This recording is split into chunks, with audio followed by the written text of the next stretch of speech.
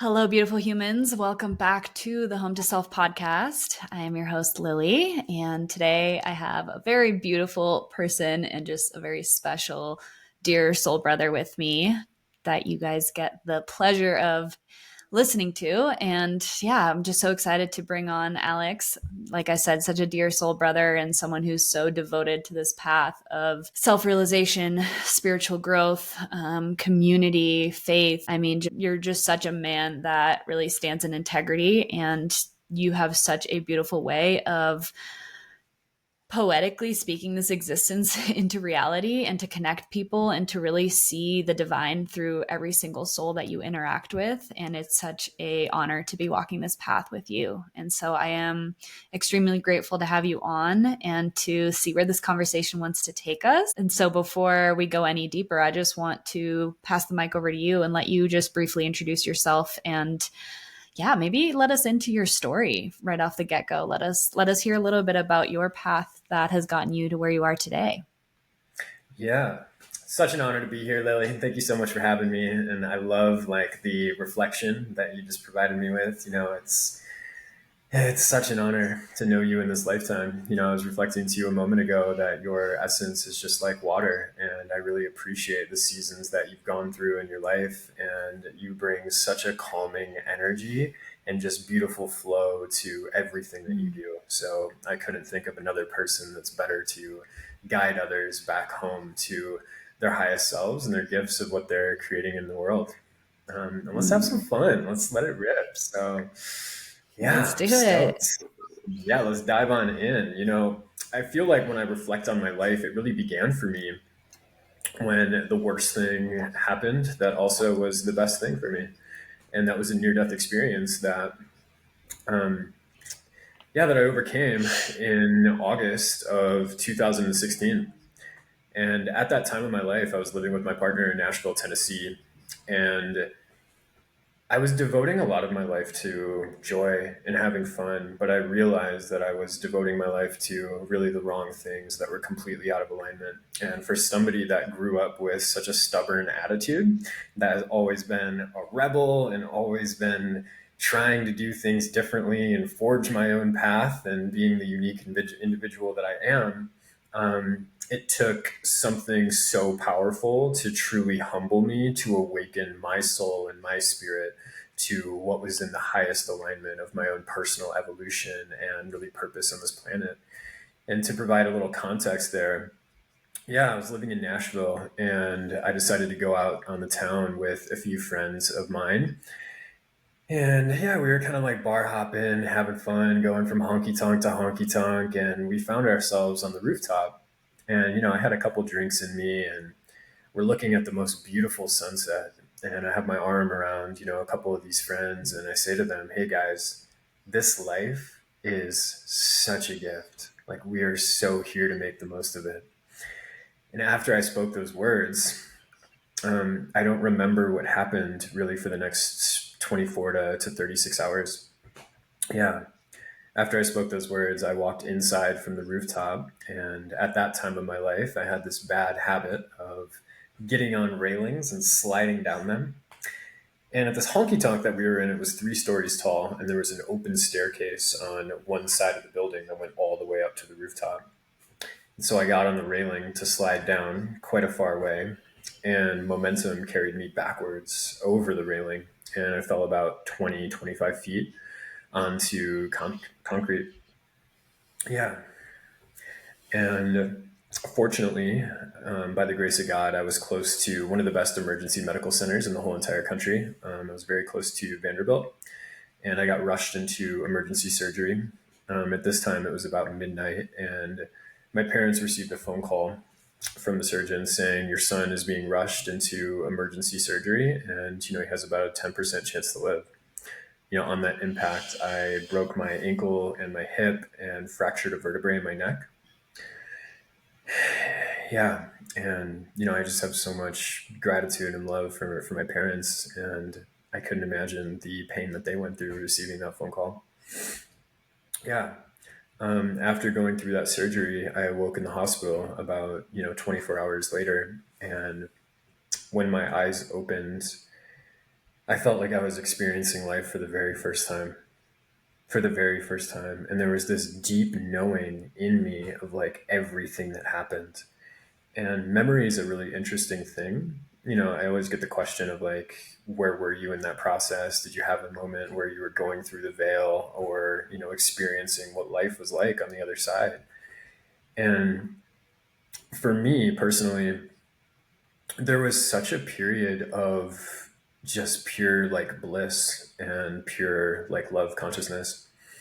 My memory blacked out the fall that I had itself. But when I opened my eyes for that very first time after the accident, there was just this deep inner knowing that my life was nearly gone. And I decided and was gifted the opportunity to choose life. And overcoming that and being on the other side of it, man, I'll never forget that moment. There was such passion and awe of the miracle that is this existence that flooded my whole entire being. And it was like in that moment, everything became so clear. And the words that came to me were, kind of similar to what I was speaking to the moment before this accident happened in the first place. Like, this life that we are living is such an infinite gift of divine miracle and beautiful, limitless potential. And I think it speaks to the mirror that we are, and the interconnectedness of all living things is a reflection of God and a reflection of nature and a reflection of literally the stars. And yeah, coming back after that moment, I feel like I found myself in such a deep alignment and really came home. And yeah, one of the first downloads that I got was a deep devotion to commit my life to service. That was what came through for me. Was, hey, you were gifted this miracle. Every single day from you from here on out is just another blessing. Nothing is to be taken for granted. And it was in that moment that I decided to fully commit my life to the lens of service, really. And so before that happened, I was living out of alignment. You know, I was pursuing substances, I was numbing out from the reality, and I was living in Nashville, pursuing a career in the music industry, which was leading to a lot of like late nights. That was fun for me. But I always knew deep down there was this inner knowing that my mission and my purpose and really my essence as a being was here for something greater. And I didn't really know what that was. It was like this feeling that I had of, wow, like I feel like I'm here for something greater and something bigger that has to do with connection and inspiration and being a leader in this world. But I couldn't quite put my finger on it. And it was through that experience that was obviously the worst thing that ever happened to me, but also the best thing, because after that moment, there was a spark that got ignited in my heart and my whole entire being that just can't be extinguished. And yeah, I just have so much gratitude for how the universe works sometimes.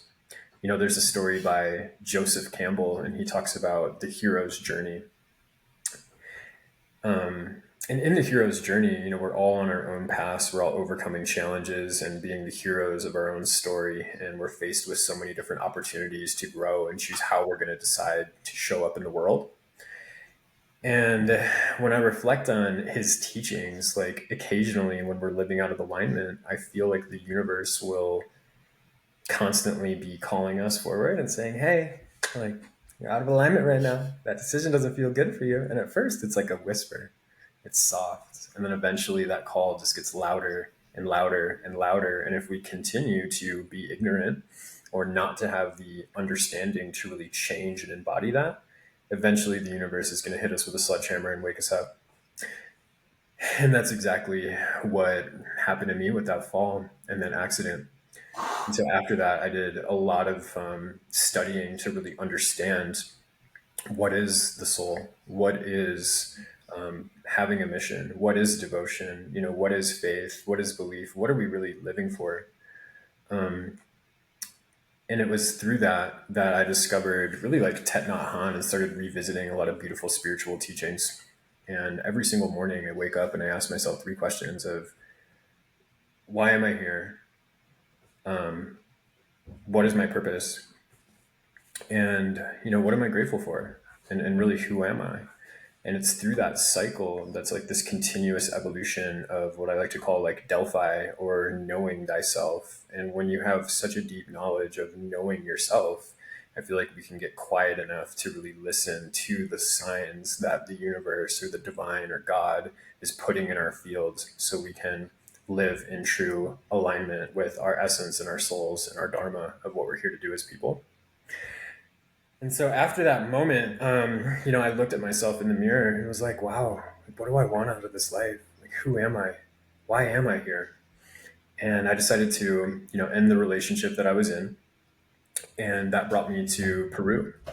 And I spent some time in Peru and Cusco teaching English and connecting with culture that, yeah, was this beautiful space that really reminded me of how precious community is, and connecting with people and witnessing a different culture that is so based off tradition and respect and taking care of one another. And it felt like the biological evolution of what humans are really here to do. And through that, I decided to pursue a career in medicine. That sign for me was so strong of, I am here to be of service. And I felt like since my life was saved by Western medicine, that was a career that I wanted to share with other people. And yeah, a deeper awakening that also came for me in that moment was like, I am literally here to help other people align their mind, body, and soul so they can live their potential and make such a significant impact on this world, and return deeply to their biological resting state and their biological nature to be of the earth, and really pursue their own, purpose and highest alignment in their life. Um, yeah, so that brought me on a really beautiful journey of going to Peru and then deciding to go back to school. And I started reflecting back on what are my biggest curiosities as a kid? What did I really want to accomplish? And some of the dreams that I had. So I became a college athlete after that. I devoted a lot of time to clinicals and studying things in healthcare. And the irony of the situation was, as I was in clinicals, working in positions of hospice, for example, you see some of these patients who are on their deathbed who are literally being neglected for hours. And when the body is left alone and by itself, it deteriorates so quickly. And it broke my heart to see how the Western medical and allopathic medicine is putting people in a cycle of what I like to call like sick care and not really healthcare. And I realized in that moment, when I was a kid, even in like middle school, high school, and college, a lot of the papers that I would write in classes, and even my college thesis, was based on the corruption of the pharmaceutical industries, of health insurance companies, and how that is providing this very cash based system that is keeping people sick rather than promoting true health and healing. So it was in that moment I was like, gosh, I'm here to like devote my life to like helping people and being of service, but this isn't it. Like, what am I going to do? I just spent all this time, and this is so out of alignment with my own personal values. And I don't feel like me pouring into the system is going to make the impact that I want to have. And so after that moment, I started my own company. I had a custom apparel company, and that's when I really got into community building and leading people to discovering their curiosities and their passions, and ultimately defining, their purpose in the world and how they could show up. I also, learned a lot of these skills to understand leadership and community building and business. And I didn't realize the timeline that the universe planned for me. I was like wondering, like, hey, I'm pouring into this, but I know in the back of my mind, like, I really want to be supporting people in health. And the beauty of the situation was I was learning all of these skills along the way that were going to compound into an opportunity that I couldn't even imagine at the time. And eventually I found myself doing deep work around Joe Dispenza and really getting clear on what I wanted to call in the next chapter of my life. And this was a few years ago. I spent a year straight of doing Joe Dispenza meditations, and I knew that I wanted to work in some form of holistic health, but based on my background, there wasn't like a credential that was an easy step for me to get into something. And one day, I got done doing like a triathlon in Boulder, and I actually got a text from a friend who owns a functional medicine clinic, and he was like, "Hey, bro, like, do you want to come and work for me?" And it just came out of nowhere. And it was in this moment of like doing something really hard and crossing the finish line and expecting to get a phone call from my mother. And I get a text message from a random person. And it was like this divine sent from God just being like, hey, you're ready for this now. Like, this is the opportunity. And so I took geez, I took like a $60,000 pay cut to work in functional medicine. And it was one of the best decisions that I ever made. It was so right. You know, even my mentors and people around me were like, dude, you were being an idiot right now. This makes no sense. And I was just so divided by God of like, no, this is perfect sense for me. I've spent time like envisioning this opportunity and aligning to it. And I know at the end of the day, as long as I bet on myself and show up fully as the person that I am, who is capable of creating the impact that I am here to have, I will be taken care of. And so it wasn't soon after starting in functional medicine and originally, you know, working to help a team align kind of their sales structure and their messaging and help out with marketing that eventually led to solving more problems, being a leader in the company, and now, managing a team and managing the whole entire business and spreading the message of true holistic whole body health and root cause healing to empower people to deeply understand their physiology so they can live their best life and be their own healer. And for me, that is healthcare. That is wholeness.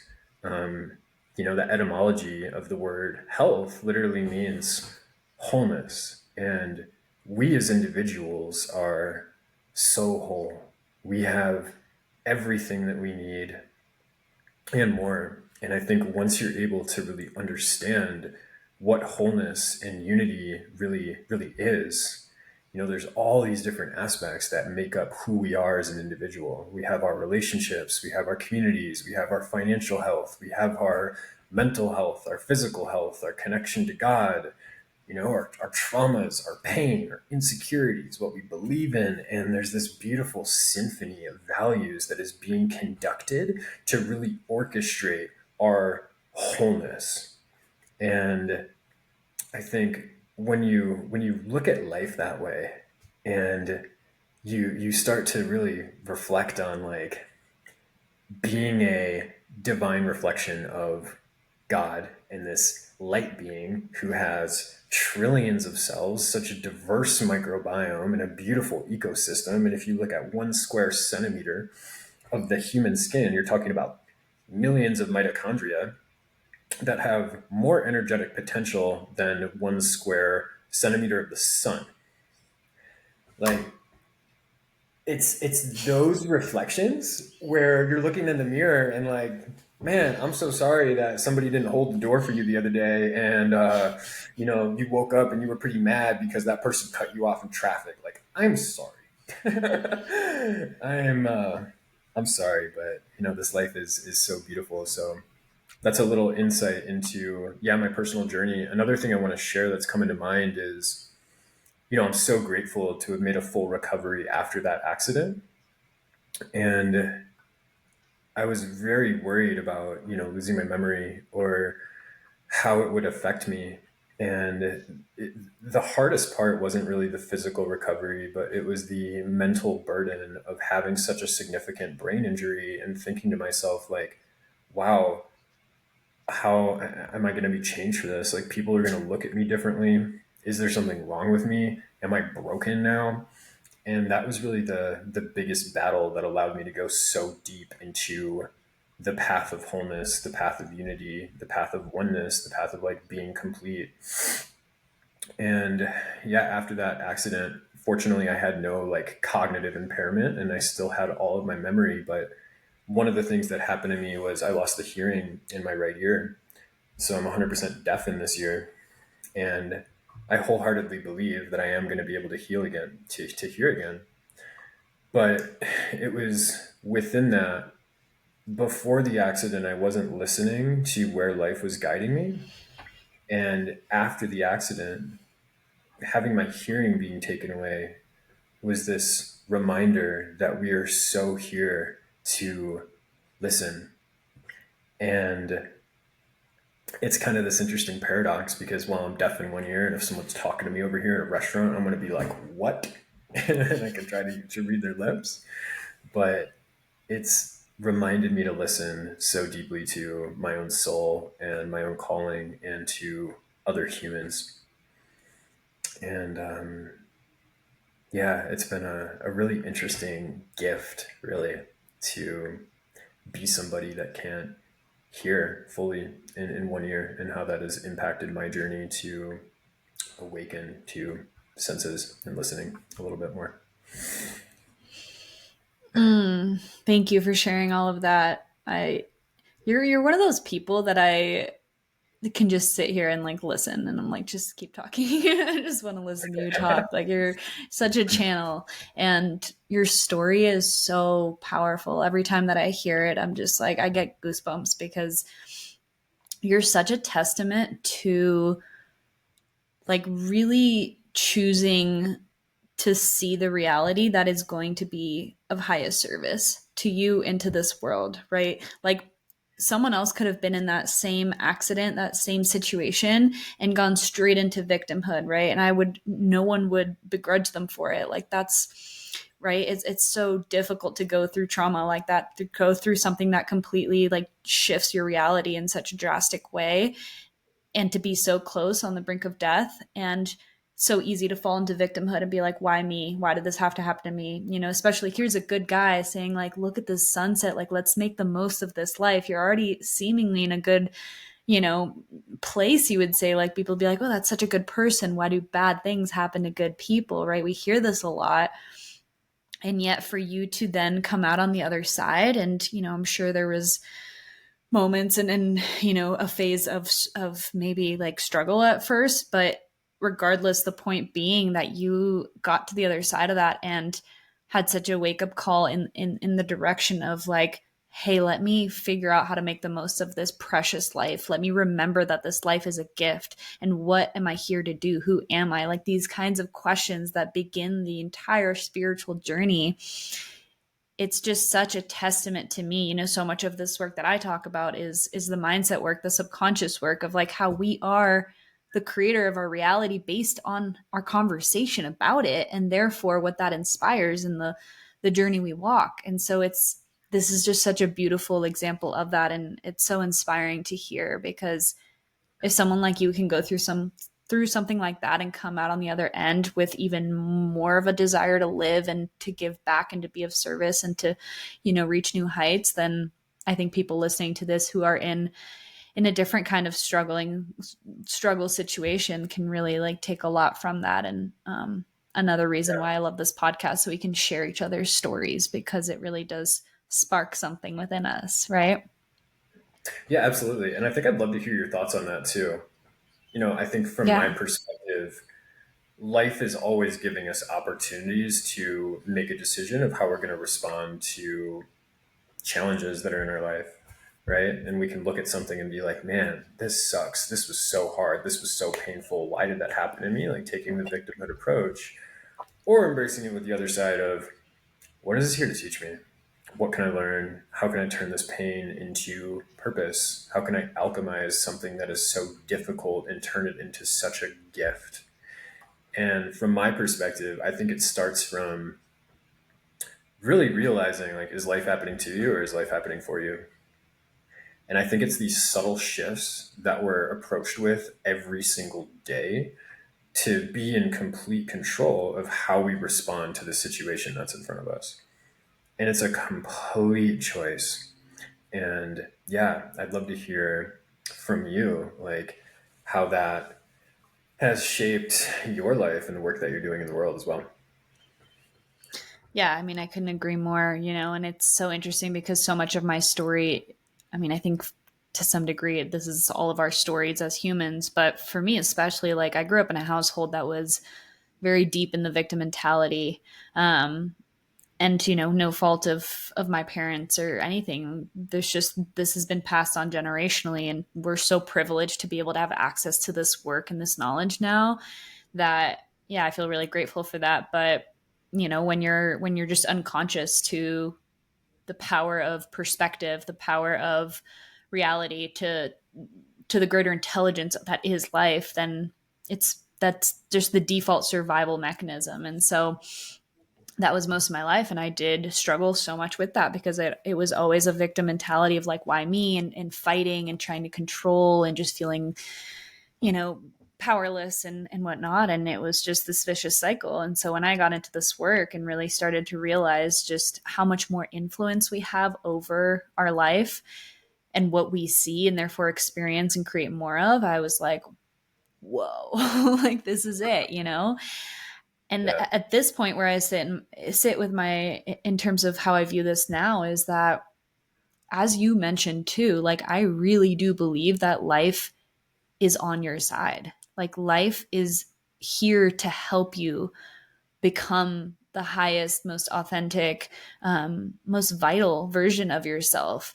And it does that not by giving you everything you want, but by trying to constantly wake you up. And it is all these little opportunities. And like you said, at first it's a whisper, and then it's like a nudge, and it's like, it's all those moments where your soul is like, hey, get out of that job, or like, hey, this relationship's not good for you, or hey, like whatever it may be, right? That we ignore and ignore and ignore and ignore because we're afraid, or whatever the reasons. But I really think it's fear at the bottom of all of it. And over time, it starts to smack you a little harder until some people get really hit, right? Like you did. And again, we can view that as like, again, like here I am again getting hit. Like it's so unfair. Yeah. But like you said, if we choose to view that as like, how is this happening for me? Just that shift in that question, like starting to ask a different question, now you are focusing on a different trajectory. You're looking for different answers, and life will reveal it. And that is when we Yeah. start, that's where we have a fork in the road, and we have these opportunities constantly, like you said, to go in the direction of like victimhood. And you're going to keep finding more evidence as to why life is unfair and why it's hard and why you're the victim. Or genuinely being like, I have so much compassion for the parts of me that don't know better and that are feeling this way, and like hold those parts, and let me take responsibility and choose a different way to view my reality to make sense of it. And that just catapults you into a completely different reality. And then you 100. start gathering evidence for it, and you're like, oh wow, yeah, life is on my side. That's not something people say. It's like, it's actually happening. Here's all the evidence for it. Yeah. Right. Yeah, I think there's so much beauty there. And to go a little bit deeper, like when you really think about what happens in your body when you make that decision at the fork in the road, where you could choose fear, you could choose victimhood, you could spend a lot of your time reliving that traumatic experience that happened to you, which is putting your body in a state of fight or flight. And essentially, it's lowering your life force and just your vibration as a person. And so when I like put my hands, like one on my heart and one on my bottom, one on my belly, and I close my eyes and I really reflect on that experience of falling 25 feet onto concrete and breaking bones and thinking that, I nearly was going to die. And ask the question to myself of like, wow, what did that teach me? What did I learn? What was the universe doing for me in that moment? It awakens like love in my heart of like, wow, that was something that was so hard, but I feel these other emotions start to come up of gratitude for life and gratitude for the opportunity to learn something, you know? And I think it's something like so simple, but yet so profound of imagine you're having hundreds of those decisions on a weekly basis of if you're going to choose what is this instance trying to teach me, or what is the problem here and how can I keep ruminating on it. And when you stack all of those hundreds and thousands of opportunities, like they gradually shift who we are and the vibration of how we show up in the world. And I think the point here is like the more that you continue to embrace the love instead of the fear and realize that there's a lesson in everything that is conspiring for us because we are a divine reflection of the intelligence of creation and God. Like we're made up of carbon, oxygen, and nitrogen, just like all of the stars in the solar system. And like if you look at nature, for example, when a plant is growing and it comes across a rock or it's not getting sunlight, there's definitely some resistance there. There's some resistance there of like, wow, this is hard. How am I going to keep growing? But nature so effortlessly just bends and flows and grows around things. And so when you stack so many of those lessons to choose the higher road and to choose love, I think it really starts to compound in our being. And yeah, I think it creates such exponential growth for what we can hold, what we can do, and is like the recipe of creating a really extraordinary life. Yes. Yes to all of that. And it reminds me of what you mentioned earlier, which was wholeness, right? And how health comes from the word hale, which means whole, right? It's all a reminder to come back to wholeness. And in a way, I feel like that is the purpose of what we're here to do on a spiritual level, is to remember and embody our wholeness and then live from that place, right? Which is also brings you back to unity and to the connection of all that is. But there's this quote by Peter Crone that says, life will present you with people and circumstances to reveal where you're not free. And this ties in so beautifully because, again, we can view life as the enemy and as us as the victims, or we can recognize that if the point is excuse me, to evolve spiritually and not just to be here to accumulate and have a fancier car and the better job and the more money and whatnot, which is part of the human game, and that's fun. But the real truth of why we're here, which was so much of your awakening right after your accident, which sometimes contrasts, is literally the best reminder that we need to live. But through that, we start to recognize, oh, like, what is the actual game of life? And I think that that is the spiritual journey where you start to remember that all the stories and all the conditioning you've adopted along the way and all the trauma and everything that you have defined, let you have allowed it to define you without fault of your own. You've done it unconsciously, but that is then it's like we forget in order to remember, right? To then come back to the wholeness of like, hey, I am the one having this experience, and this is all part of my journey, and it's beautiful, and I don't need to push it away. But like, I am all of it, and I am the soul underneath. And so in that sense, life is your greatest teacher because it's triggering you and it's rubbing up against the pieces of your story that you have misidentified with, right? And that is, to me, the spiritual journey that I see you embody so beautifully, because you just continuously, in every one of those opportunities we were talking about, you do choose love. You do choose, hey, without bypassing the human experience and the emotions, but also being like, what is the opportunity here? Like, let's look for it, because you will find it. You will find it. And it's just like every time you get lost in the stories and the drama, it's like, let me come back to love. Let me come back to wholeness and remember the divinity and the gift that it is to be alive and walk through life from that place. And it changes everything. Mm. Breathing that in. Gosh, you're such a poet. Well said. That's so beautiful. Likewise. Yeah, and I love that quote too of like, truly, when you reflect on it, like, what is this person or this opportunity giving me to remind myself that I'm not free? And it's so challenging sometimes that we're presented with infinite amounts of opportunity to make that decision, to choose love or to choose fear. And oh man, it's like one of the most interesting paradoxes of life of like, when we're born, you take two infant newborn babies together and you just put them next to one another. They don't know language. They don't know anything. They're not conditioned by their parents or outside circumstances or societal pressures or AI or technology or politics. And what are they going to do? They're going to come to one another and they're going to laugh. I mean, they might be fucking crying still, but they're going to look at one another with such awe, and they're going to get close to one another, and they're going to choose that love because they are fully free. So it's challenging sometimes when we're constantly facing like moments that create separation and create division in our own journeys. And like you said, I think it's a continuous evolution of the human experience to realize like there's so many different levels and layers of us stripping away things to come back to that place of being a newborn infant being of light and love. Absolutely. Yeah, that is the path.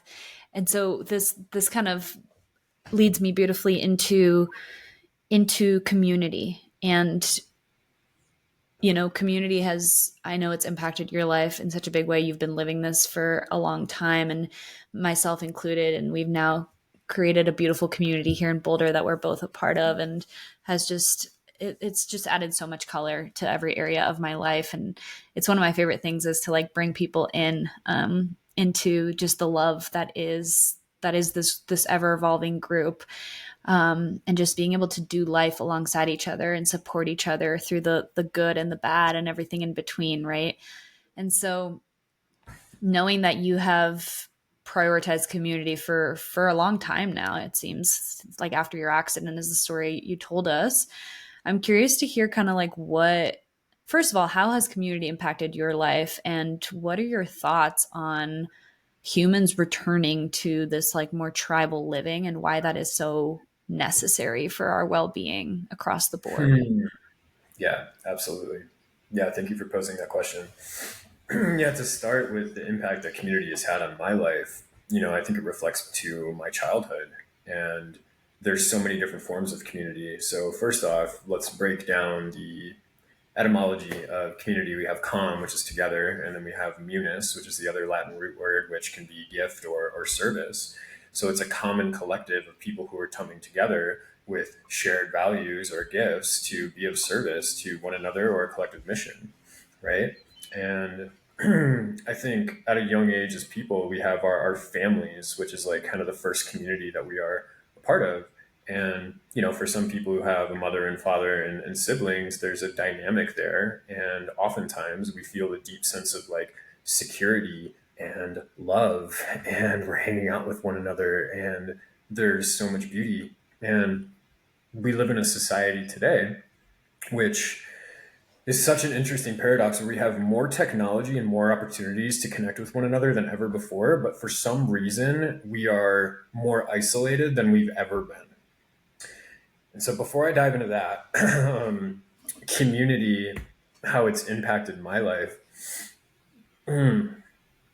boy, yeah, I'm getting feelings now in my body of reflecting on this community that we've built here in Boulder. And I've been so blessed to create experiences and to build communities in Denver, even, with our archipelago family, shout out. And yeah, to come together to fully see and support one another, to be of greater service to something that's bigger than ourselves, which I think is this big devotion piece of us living a life that's bigger than ourselves, or following our dharmic path of what we're truly here to learn in this lifetime. And so, yeah, when I reflect on like community, it's so much bigger than just like having a friend. It's having that family that I feel like no matter what happens in my life, that I can be held.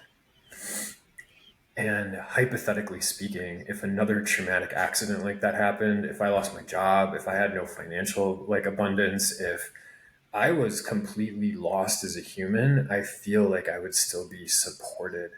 And I think that is our biological like togetherness through service of what are here to do as human beings. So to bring that back to what I was mentioning earlier, like living in this paradox of the society where we have more opportunities to connect with one another than ever before. The universe and the world right now on Earth is so connected. You can Google like, boom, where's Lily from in Costa Rica? I'm gonna go to Tamarindo and I'm gonna fly to the airport and I'm gonna get an Uber and he's gonna drive me to the beach. Like, and I'm gonna go hang out. Like, we have so many opportunities to be on Instagram, to send people messages, to hop on a phone call with somebody that lives in a different country, to do Zoom meetings like this. But yet we decide to be on our phones in isolation and to consume and be disconnected. And I think when you reflect on what that means, our biological nature is to connect with one another, just like those two newborn infant babies. And so when we're not doing that, the health risks that it has on our bodies. I mean, you look at the number one cause of Suicide, which suicide rates continue to climb higher than ever before. It's due to isolation. One of the number one causes of disease is isolation. If you take a plant in 3 glasses of water and one of them you leave alone, the other one you say words of affirmation to, and then the third one you talk smack to and you talk negatively to, the one that is going to disintegrate the fastest is actually the one that you leave alone. It's not going to be the one that you negatively speak to, because at least that one is getting some form of connection.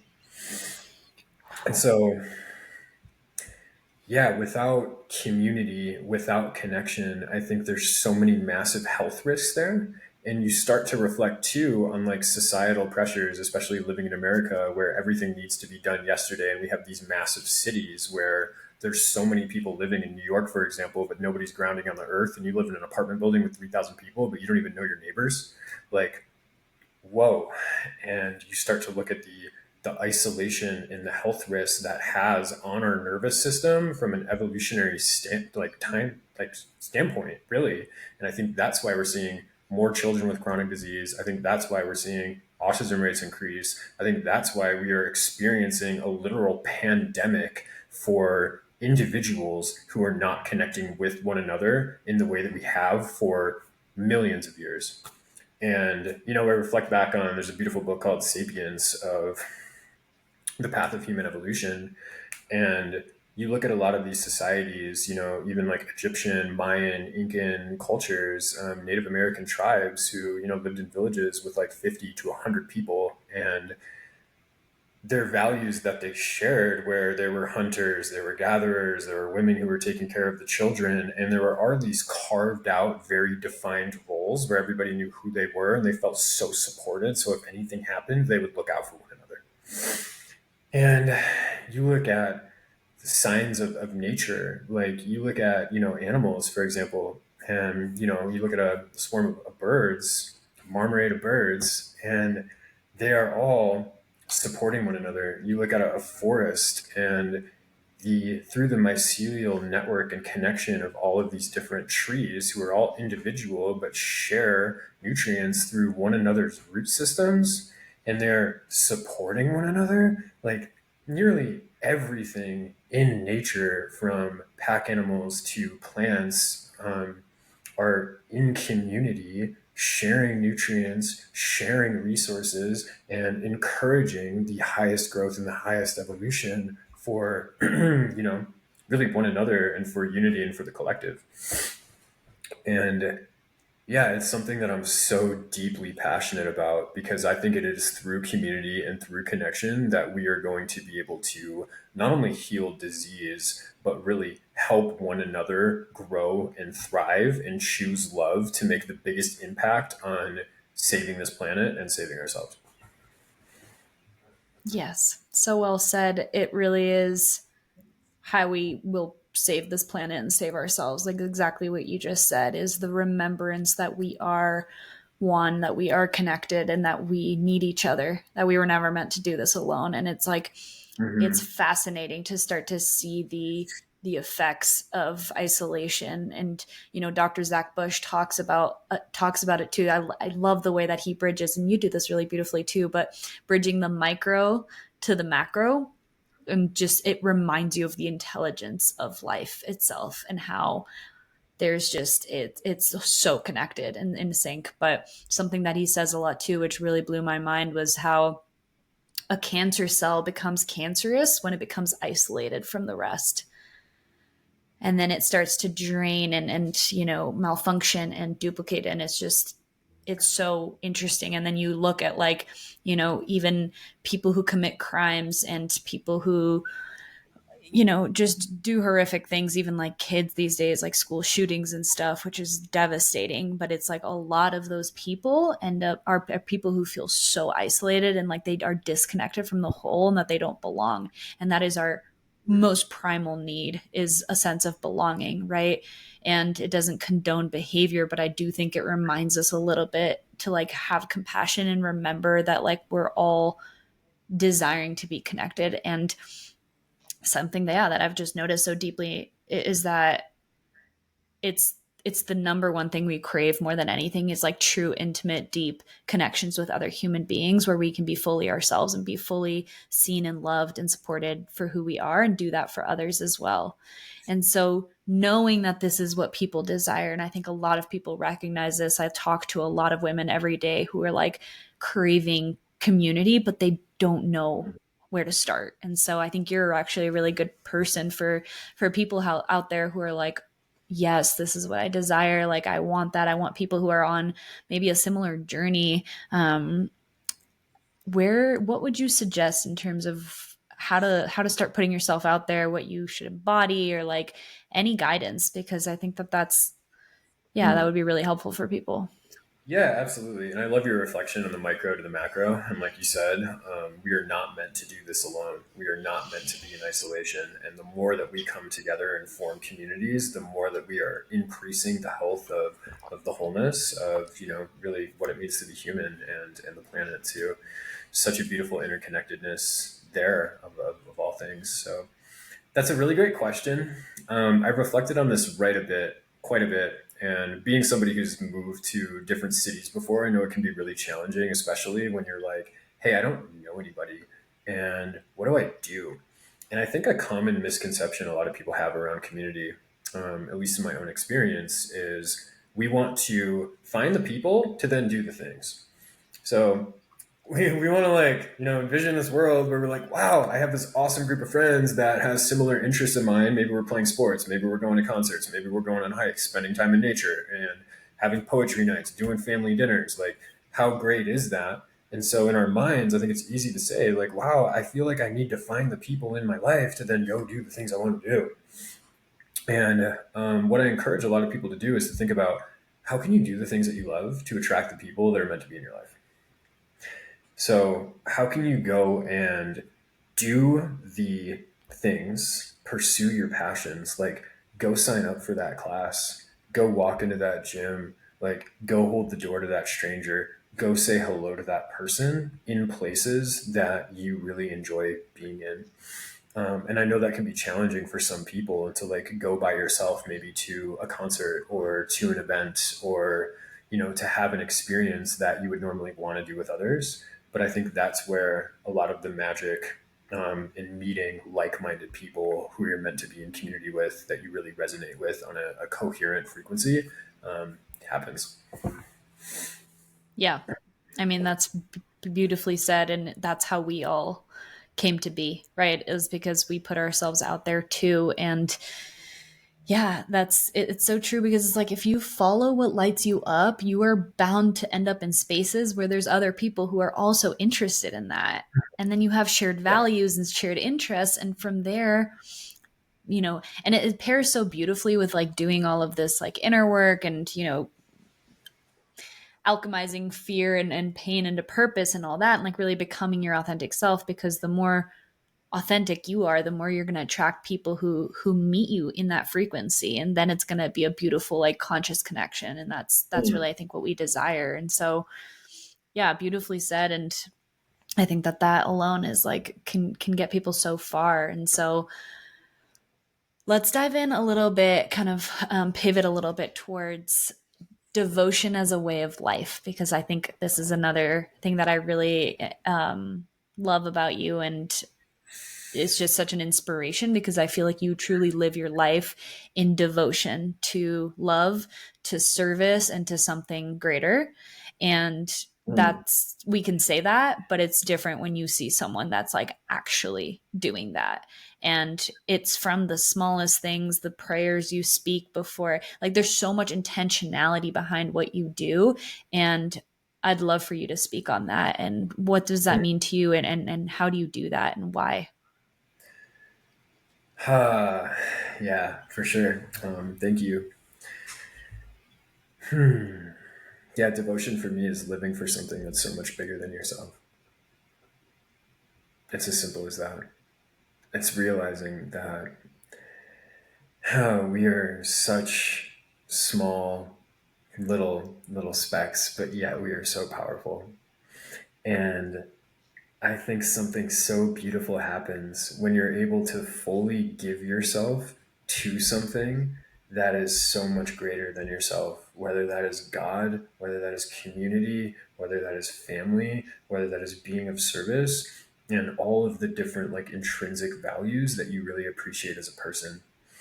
And my path with devotion, it really started when I started understanding myself on a deeper level and having so much gratitude for this life and this existence. And like you said, we want to get caught up in how much money am I making? How can I impress this person? How can I go on that trip? And like a lot of the ego based things that we want to accumulate in the human experience, rather than shifting to the perspective of what success like should really look like for our lives. How much can I love? What is my legacy that I want to live behind? How can I remember like what is truly valuable? And yeah, a practice that's really helped me do this, and I'd love to share this with people, is before you do anything in your life.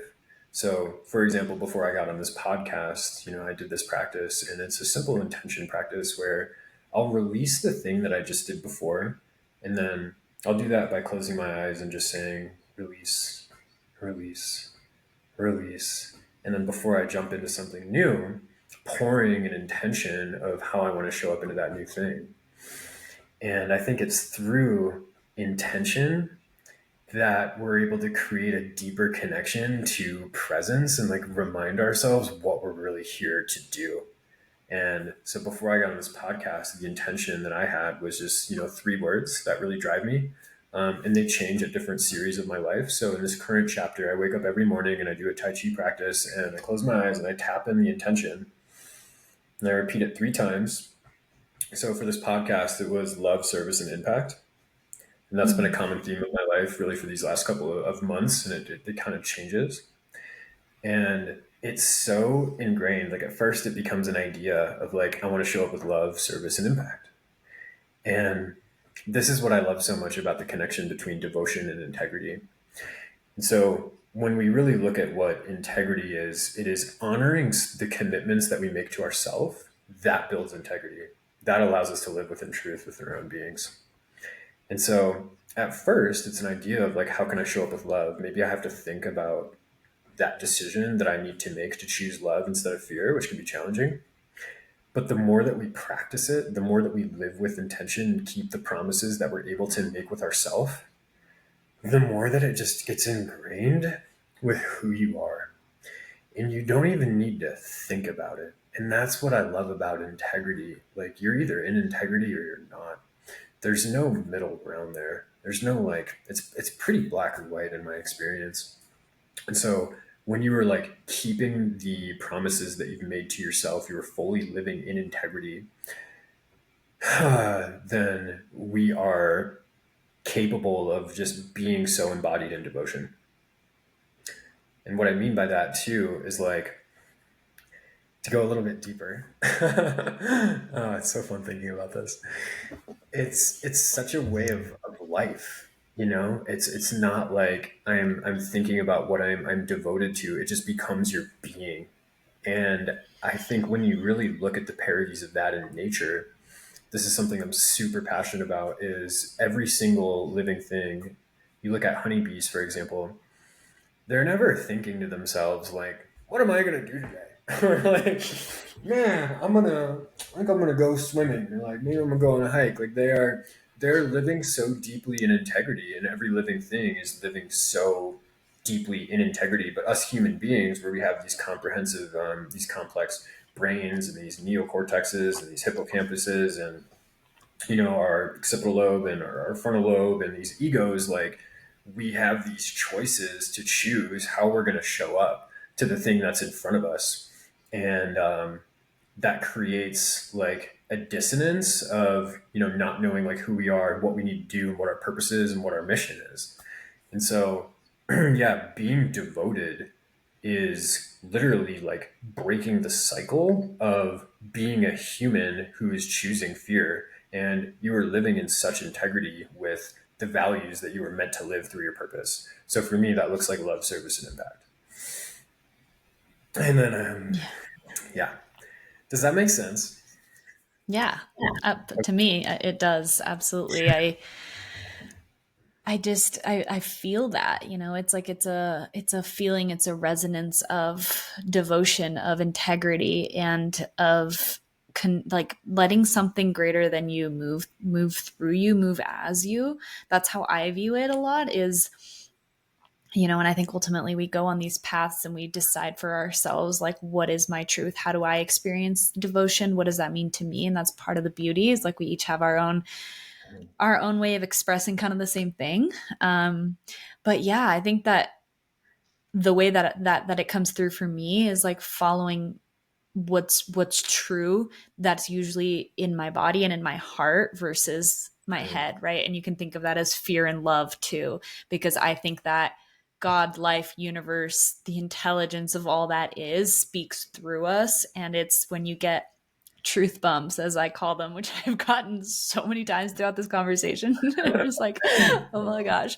But yeah, those little goosebumps are just that like tingle in your body, or just like the expansion that you feel, it's like we are vessels for something greater that is like moving through us. That's why we sometimes, when people are in such flow states, we say like you're a channel, right? Like you're literally a vessel for something greater that's moving through you, speaking through you.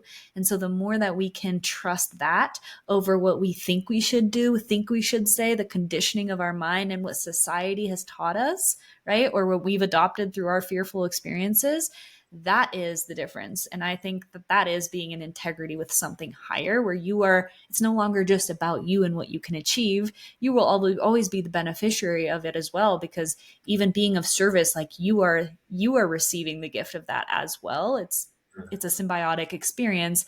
However, it's no longer looking at life through what can I get out of it, but more so, how can I be of service, like use me as a vessel, right? And that is my intention too, that I've been like, I love that you mentioned intention, because that's such a practical way and such a doorway into living this way, because wherever we put our attention is where we put our energy, right? And that's what we create more of.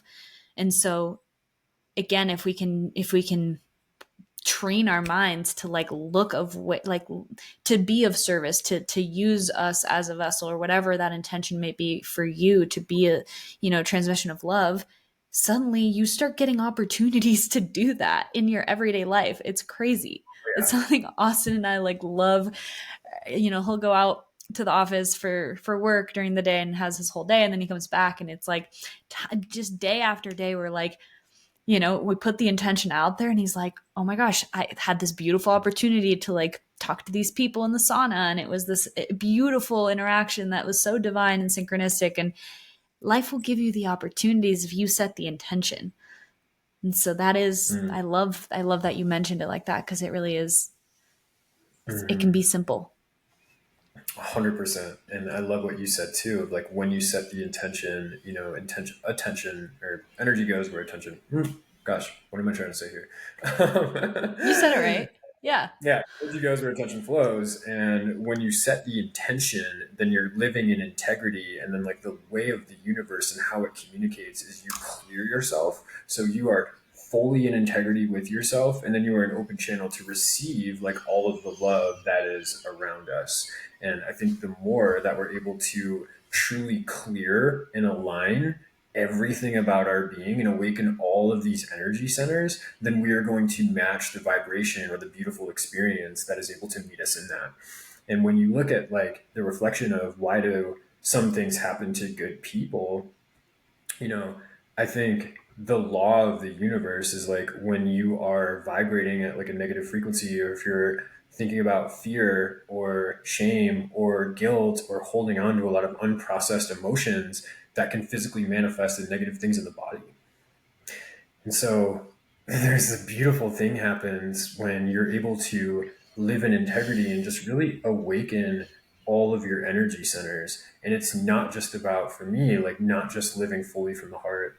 It's not just living from the head. It's living in full alignment from, you could say chakras, you could say the sensory organs, from pure alignment between the gut and the microbiome and the heart and the head.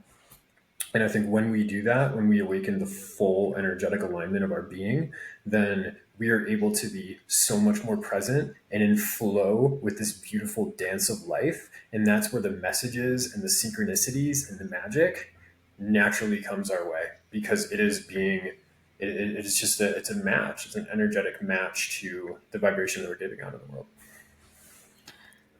How do we do that? Simple question.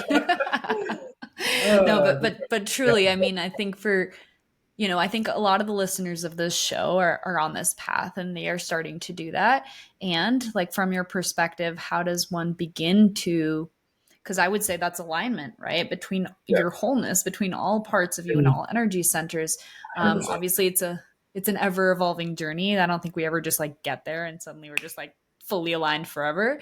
Mhm. However, like in your experience, how does one start to go on that path? Anything that comes up that you want to share there? Yeah, I mean, I'd absolutely love to go there. So, living in alignment for me is when what you think, what you say, and what you do are in coherence.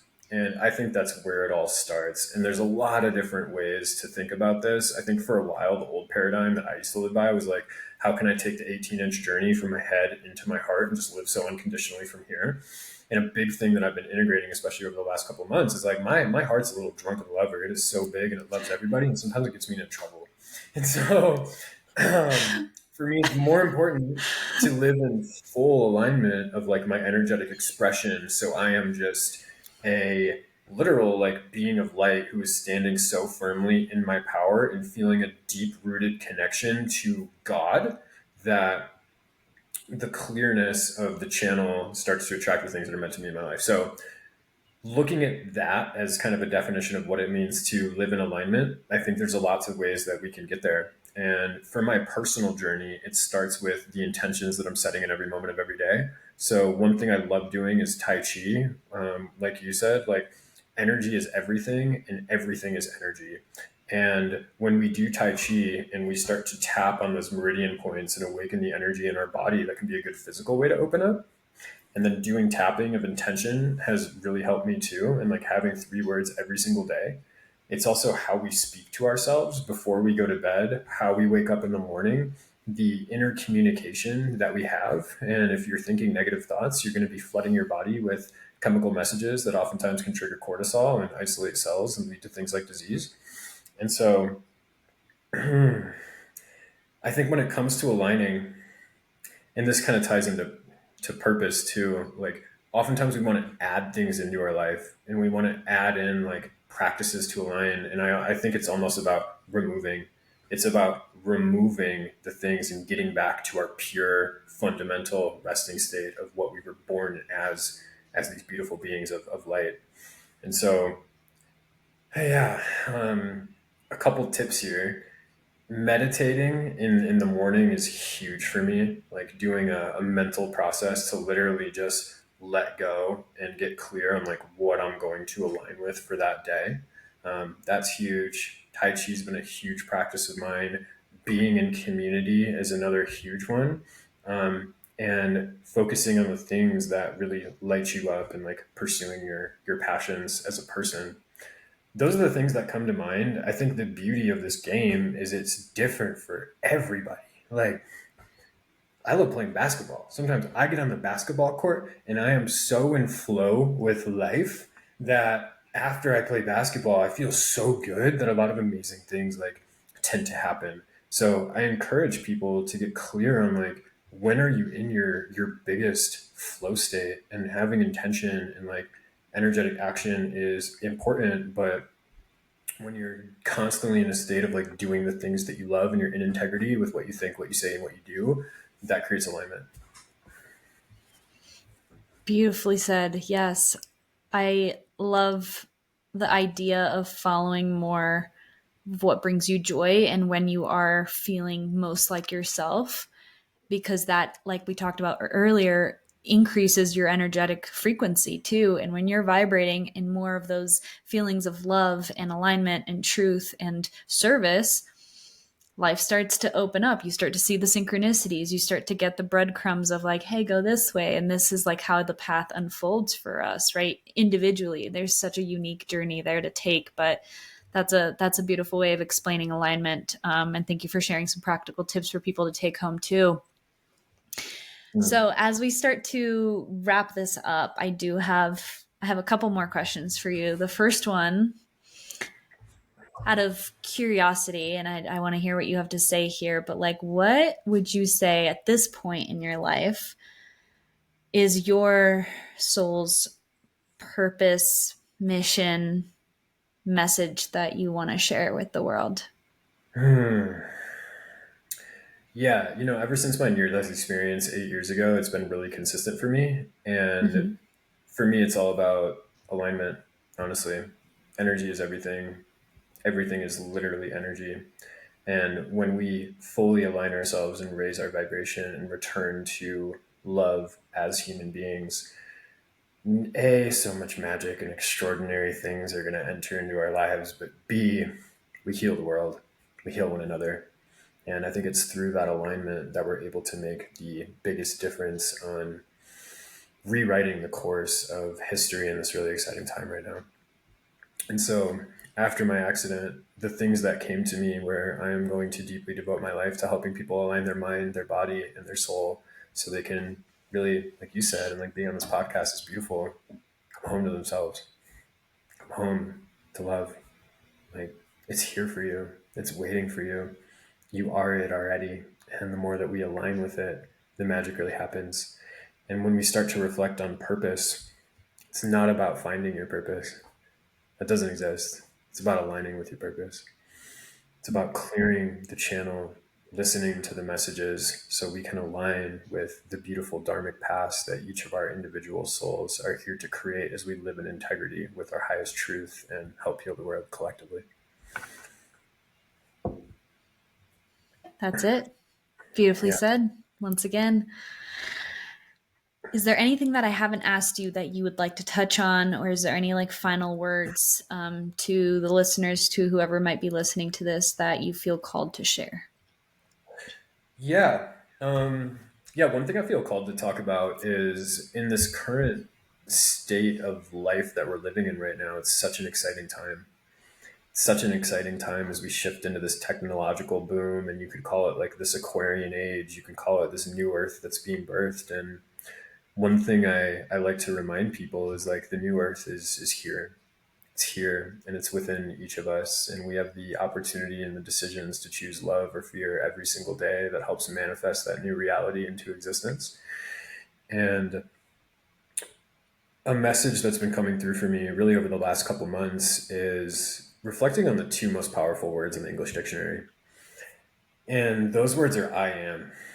And as we embrace this like Aquarian age and we step into our sovereignty as individuals, in order to serve the greatest evolution of unity, we need to claim our power first. And so the more that we come into alignment with ourselves and realize, like, you and I are both human beings, Lily. I love you so much. You're a dear friend of mine and soul sister, but we're different. And my unique expression in this world is going to be much different than your unique expression. And so the more that we stand in our individual sovereign powers as people, then I think a lot of people think that creates separation, but it actually creates unity. So the more that we stand in our power as individuals, then I think it's so important for us to transition from this time period of I am into what I like to call somos, or we are, which is the second most powerful words, in the English dictionary or really in language. And so when we stand in our power and then we collaborate and connect with other beings who are in their power, also in community, that creates these thriving ecosystems and these thriving connections that have so much more energetic power and potential to change the world. And I think a beautiful reminder of that is go outside, like look at a forest. Look how every single tree is so different.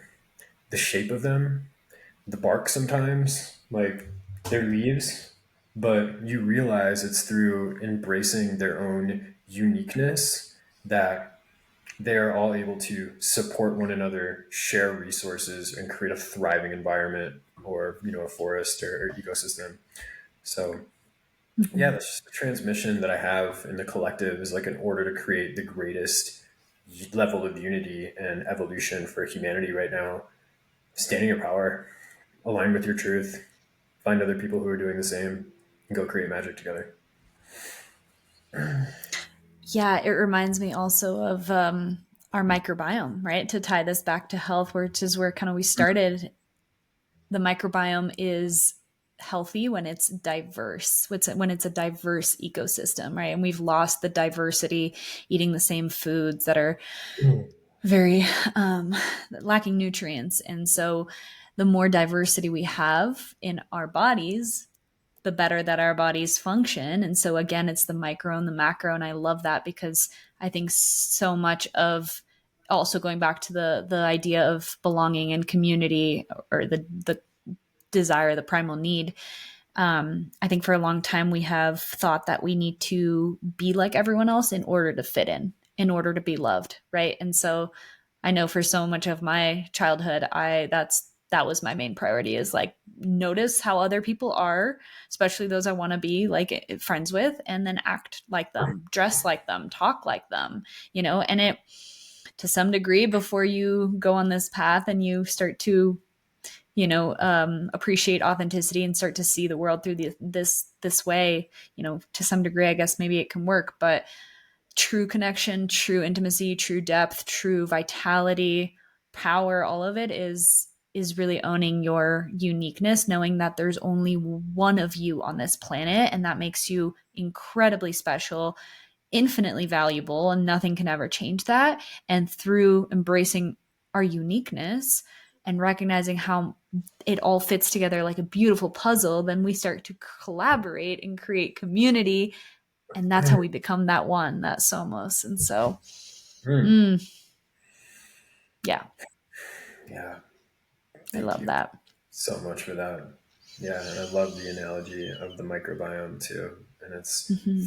the diversity and accepting and celebrating one another's differences, and then realizing that we are one of the same as divine mirrors of themselves. It's through that diversity that creates more growth and evolution to create positive change and impact. Mm-hmm.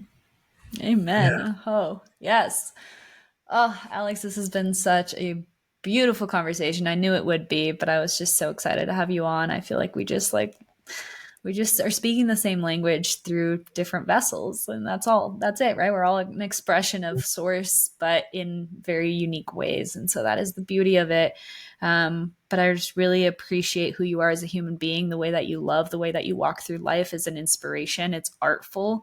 Like, you are literally a poet, the way that you speak, the way that you see life, the way that you encourage others, the way that you love, your devotion. It's all poetic. And to me, I love that, because that is truly recognizing the beauty within and around you. And to me, that's the highest vibration of being an expression of love, Mm. which is truth too. So I couldn't love you Ah, more, but I somehow will continue to love you more. And I know that. And that's the beauty of it. So thank you for walking this path alongside me as just such a soul brother, and sharing your gifts and light with the world. mm.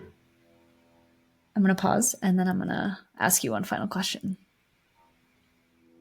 Okay. Yeah, Go go ahead. ahead. You're good. Just going to reflect that Okay. back. I'm so grateful that you're building, and I have so much reverence and gratitude for being here. And yeah, I'm such in awe of the way that you embody water and just flow with these gorgeous natural rhythms to help people and guide them back to being home. Mm, Mm-hmm. love you. Yes. I love you too. So, speaking of home, this podcast is called Home to Self. And the question I always like to ask the guest is, what does coming home to yourself mean to you? Hmm. I love that. Yeah. Yeah. Coming home to myself is returning to the biological nature of who we were born to be. I think it goes back to being the newborn being of such life and infinite, limitless, creative potential, and understanding that that is just a simple switch that we're all capable of flipping, of choosing that love instead of fear, of realizing that we are abundant instead of chasing abundance, and returning to that wholeness that we have in our hearts, and holding on to that, holding on to it with dear life, just remembering like that is the freedom that is guiding us in every moment of every day. I love it. I love it so much. I love you so much. Thank you, thank you, thank you. And thank you to everyone who tuned in today. Thank you for being here. Thank you for walking this path. And yeah, go embrace your uniqueness, find your authenticity and embody it. And I'm just grateful. So thank you. Yeah. Thank you guys so much. Thank you for having me. All love. Beautiful. We will see you next time.